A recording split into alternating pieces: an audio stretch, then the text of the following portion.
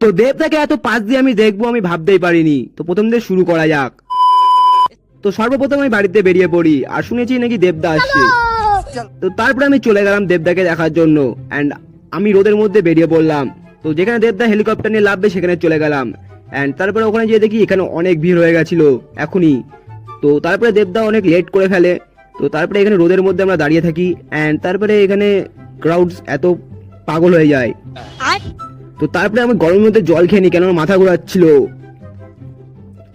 তারপরে আমি কি করবো ভাবতে পারছি না, জল খেয়ে তারপরে চলে গেলাম এন্ড তারপরে একটু কুরকুরি খেয়ে নিলাম বন্ধুদের কাছ দিয়ে।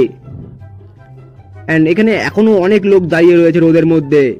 তারপরে দেবদা ফাইনালি এন্ট্রি মেরে দেয় মাঠে এন্ড হেলিকপ্টারের সঙ্গে, আর পুরো হেলিকপ্টার পুরো ধোয়া ধোয়া করে দেয়, এখানে ধুলো হয়ে যায় পুরো। আর আমার অবস্থা পুরো এরকম হয়ে গেছিল, তোমাদের কি বলবো। তো তারপরে রোদের মধ্যে ভাল লাগছিল না, ধুলো ধুলো হয়ে যাচ্ছিল।